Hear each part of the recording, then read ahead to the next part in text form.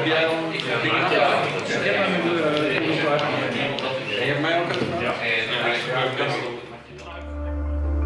For the students, it's an opportunity to really prove yourself and to prove your skills and to put what you learn into practice. You can also see that even the professionals, the veteran game developers, they also feel sometimes during a weekend like this. We always have had a tremendous amount of fun during the Global Game Jam. I think it's one of the coolest events that we have. It's a weekend where everybody's equal, everybody's working hard and like in the same situation. We're all in the same boat, we're all trying to create something really cool.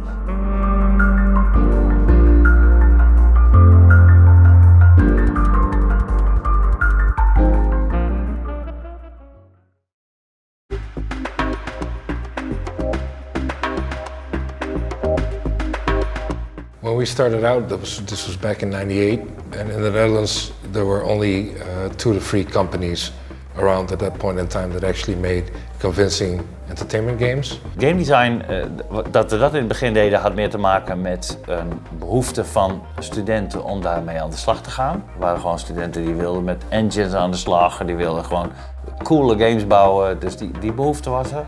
En aan de andere kant was er ook wel een behoefte vanuit een beetje de samenleving in het noorden. Dat was op mediagebied een woestijn, er was gewoon helemaal niks. There was not a lot of knowledge, not here, and it was hard to find on the internet.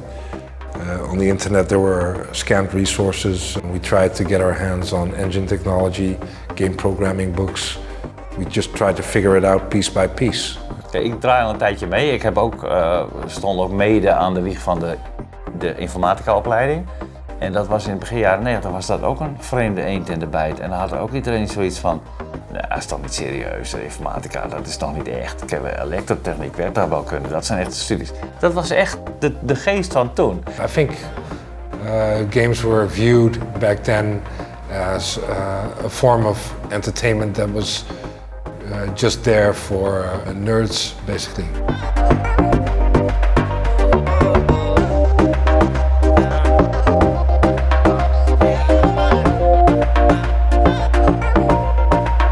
I think we have a couple of great game companies here in the north.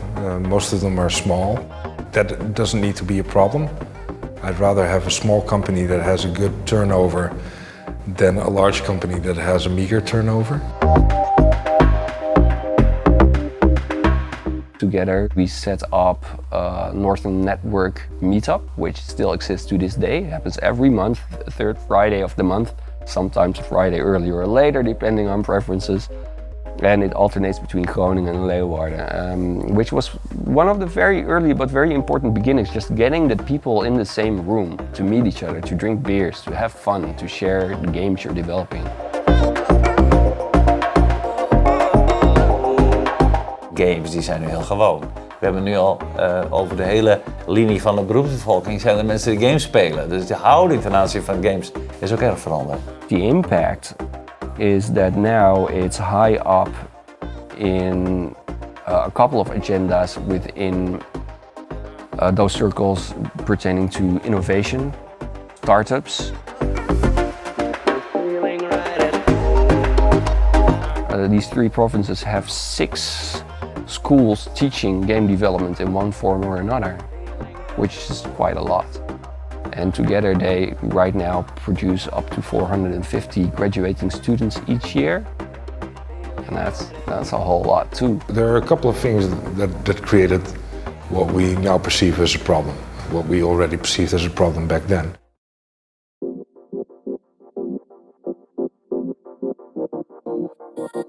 I first heard about this bubble on a DGA day. It was a couple of years back now, and it was a panel of game design study directors. And they talked about how, the market was flooded with mediocre game design students. Games waren hot en hip. Dus wat gingen de hogescholen doen, terecht ook overigens, die gingen gameopleidingen starten. Nou, dus ik zat in een adviescommissie van de Hans Hogeschool, hoe zou je dat kunnen doen? En het is in ieder geval wel hip en het is hot en daar trekken zij weer hun leerlingen, want dus een Hans Hogeschool moet natuurlijk ook leerlingen scoren. So everybody started applying And the studies were extremely happy with all these students that started pouring in because it was good for them from an economical perspective. En op een gegeven moment waren we bezig en ik denk, er komen veel te veel game mensen, gamebedrijven. Ik heb, zeker niet in Noord-Nederland, we zijn een relatief klein bedrijf. Games Monitor from the Dutch Game Garden, they mention very clearly in each report that the number of students versus the number of available jobs is bizarre. Sometimes we get so many applicants for a single job position that we don't even get to review all of the individual applicants because it's just overwhelming. Earning a living in game design or in the industry is a challenge because there isn't work for everyone or plenty to have. It's just very hard for people to quit because they love doing what they do so much. They love the activity of it, and every small success just keeps them going. It's just an industry that never quits. And I think that's a problem in this case, because you need to be realistic about that sometimes. Yeah, and if you take the game industry as only that industry, then it's tough. And I think in that sense, what helps is we give students a career in CMD, so it's communication and multimedia design, which is broader. Be prepared to work in a different industry, that's the thing, that's a real possibility.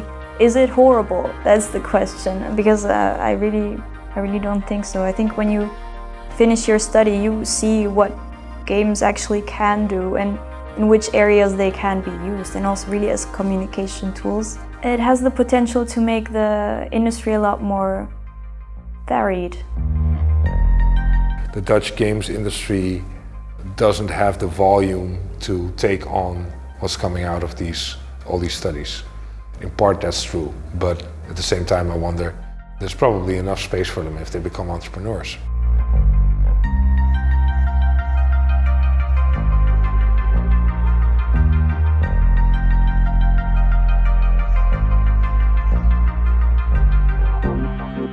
You see all kinds of small companies starting up, and I believe that entrepreneurship and an entrepreneurial approach is very much needed if you want to be successful in the Netherlands. And if you want to start your own company or be a freelancer, then you need to have a certain business sense. Be aware of the economics, how to self-present yourself.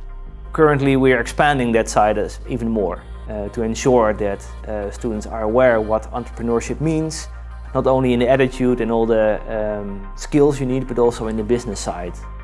I'm not only creating games, I'm going to sell games. And that's something that's really important right now that I can't stress enough, that I think I've been saying for the past 5 years to every student that I encounter who wants to start his or her own company. Ja, je moet ergens in geloven, je moet in jezelf geloven, je moet doorzetten. Je moet echt doorzetten. En als je denkt, nou dit wordt helemaal niks, dan is het een goed idee. Toch doorgaan, stug volhouden. People buy your product just because they want to and they have excess money to spend.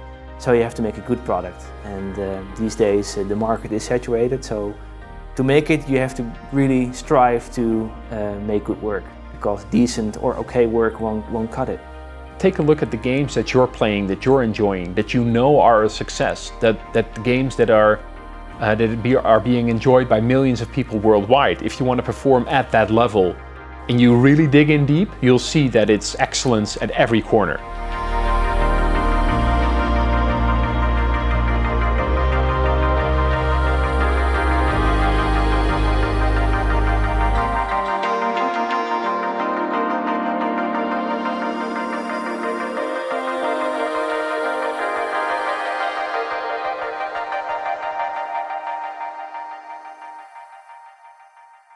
If you are not done yet, that's kind of tough luck, because it's time. It's 4 p.m.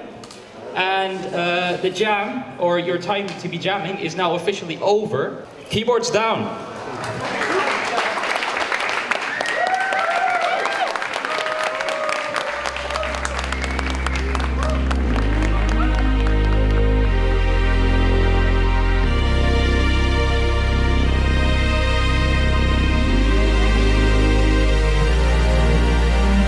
Even if you're small, you still need to be ambitious.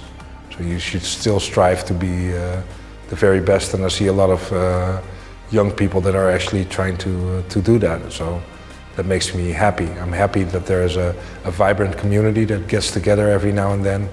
It's a very creative scene. It's people that love to have fun because obviously they like games, but they have a general broad interest. They are like little Leonardo da Vinci's that like a lot of different things. The next step is that the smaller companies become maybe not bigger, but more professional, more established as well, more stable. So I think it's also important to have stability. Hoe verdien ik geld? Wat wil eigenlijk de mensen die voor betalen? Of het nou uit entertainment komt of uit bedrijfsmatig, B2B.